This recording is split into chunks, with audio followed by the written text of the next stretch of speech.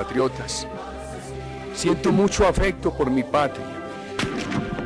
Quiero leer unas líneas para hacer llegar mis palabras de afecto a todas las regiones de esta gran tierra nuestra.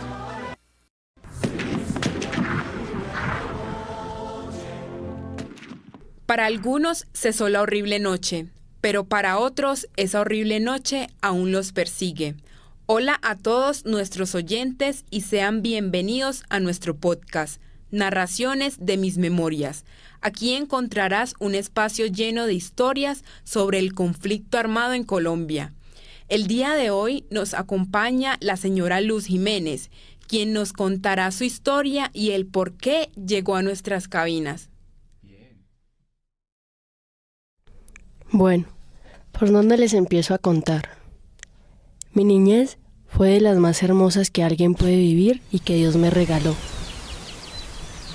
Imagínense que desde el día de mi nacimiento estuve en contacto con las vacas, las gallinas y también le ayudaba a mis difuntos padres a trabajar en la casa. Yo era prácticamente la niña más feliz del mundo porque también jugaba con mis amiguitos de la vereda.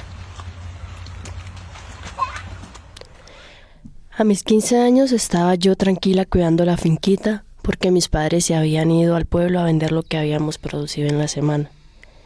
Mientras tanto, yo me quedaba en la casa haciendo oficio y cocinando para cuando ellos llegaran. Esperé y ellos nunca llegaron. Quienes llegaron fueron unos señores vestidos disque de verde. Se hacían llamar el grupo de las autodefensas del Urabá. Recuerdo que me dijeron que mis padres se demoraban en llegar y que ellos me cuidarían por el día de hoy. Ellos se comieron lo que había cocinado para mis padres. Se hizo de noche y como estaba tan cansada me acosté en mi cama. Más tarde llegó uno de ellos y así en silencio me quiso sacar de la cama. Yo me desperté y empecé a luchar por mí, pero se me acabaron las fuerzas. Y mi mente en ese momento se quedó totalmente en negro y no recordaba nada más. Después de eso, lo que recordaba era que al otro día mis padres llegaron y de una entraron a mi cuarto. Me preguntaron que cómo estaba, que qué me habían hecho. Resulta que a mis padres los tenían retenidos para que no hicieran nada mientras abusaban de mí. Mi madre al instante empezó a preparar un bebehizo de esos mágicos que lo hacen perder al chinito a uno. Y así fue. Yo no tenía ningún bebé en la barriga.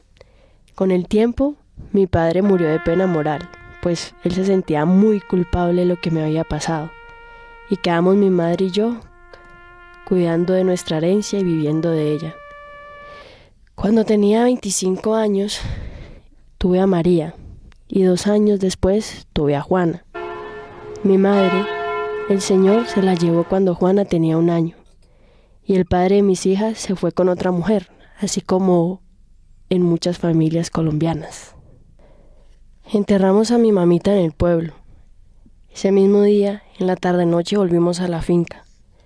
Me prometí y le prometí a mis padres que cuidaría de la finca así como ellos lo hicieron y me enseñaron. Era lo más cercano al hogar que un día tuve. Y yo no quería dejar a mis papás solos en esa casa. Me quedé con mis 2 hijas, las crié, ellas estudiaron en la vereda y siempre que iba al pueblo ellas me acompañaban. Yo no las dejaba en la finca por nada del mundo, siempre estaba con ellas. Pasaron muchos años y mis chinitas ya estaban grandes y todo pasaba con calma. Incluso yo pensaba que todo iba a volver a ser color de rosa, pero no. Otra vez habían vuelto esos paramilitares a mi finquita.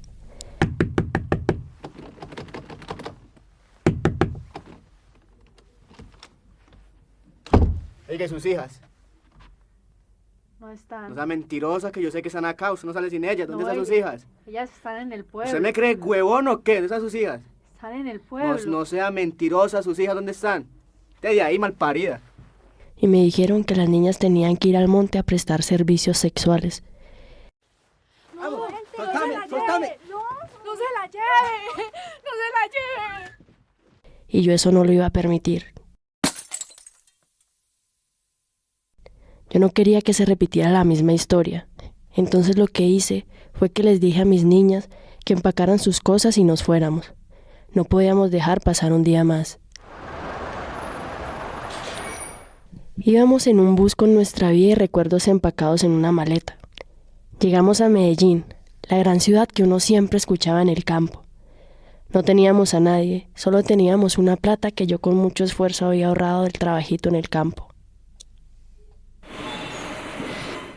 Llegamos a un hostal que era lo más barato para que nos rindiera la plata, mientras yo conseguía trabajito.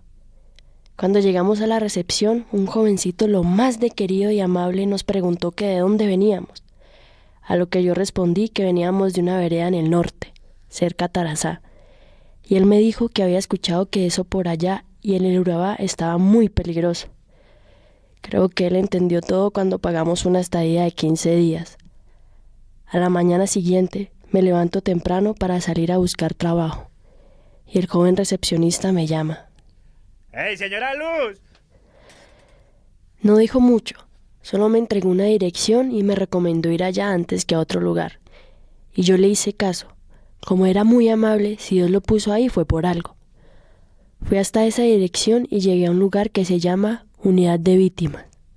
Sinceramente, no sabía ni qué hacer ni qué decir, porque no sabía de qué trataba ese lugar. Entré y desde el momento uno fueron muy amables conmigo. Justo cuando entré sentí que algo podría mejorar.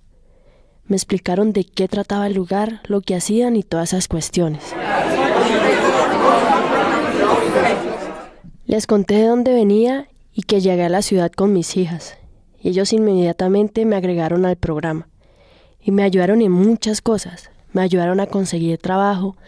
A mis hijas le brindaron espacios para la educación y a mí un espacio en donde podía tener voz y me iban a escuchar.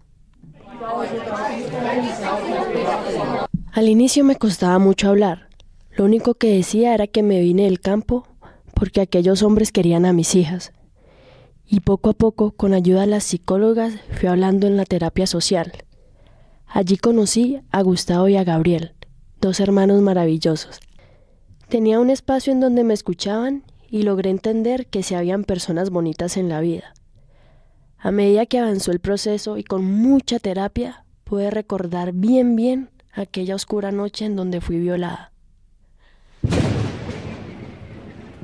Lo siguiente que voy a contar quizás sea muy fuerte para sus oídos, pero tengo que contar lo que por muchos años callé, y hoy que tengo una voz en estos micrófonos debo narrarlo, porque aquella historia que no sé nombre no existe, y también porque no quiero que esto le vuelva a pasar a mis hijas ni a ninguna niña del país. Ellos me sacaron de mi cama con mucha fuerza y obligada. Me llevaron a la sala y uno de ellos me empezó a quitar la ropa. En este punto ya no tenía fuerza de nada. Estaba en pelota en la sala y rodeada de 3 hombres. Escuché cómo uno de ellos empieza a desabrochar la correa y empieza a tocarme y a penetrarme. Cuando él terminó, siguió el otro e hizo lo mismo. Y el tercero solo me tocó. Después de eso, me dejan ahí tirada en la sala y yo cuando pude fui al baño. Y aquí termina mi historia. Hoy soy una mujer capaz de hablar. Gracias al proceso emocional y psicológico que tuve en la unidad de víctimas, hoy tengo voz y soy una víctima de la guerra en Colombia. Soy una mujer que me violentaron por razones de género, porque se creyeron con el poder suficiente para decidir sobre mi cuerpo. Pero hoy les digo que soy una mujer resiliente, que superé las circunstancias que me dejaron traumas que me hicieron callar por muchos años. Y también soy una madre que hizo todo por sus hijas y que sus hijas no sufrieran lo que me pasó a mí. Gracias por este espacio y se les quiere. Estos temas son de suma importancia para recordar a todas nuestras víctimas y que no queden en el olvido. Gracias, Luz, por iluminarnos, no solo con tu nombre, sino también con tu voz, además de narrar tu historia. Gracias a todos nuestros oyentes. Aquí termina este capítulo. Los esperamos en la próxima emisión.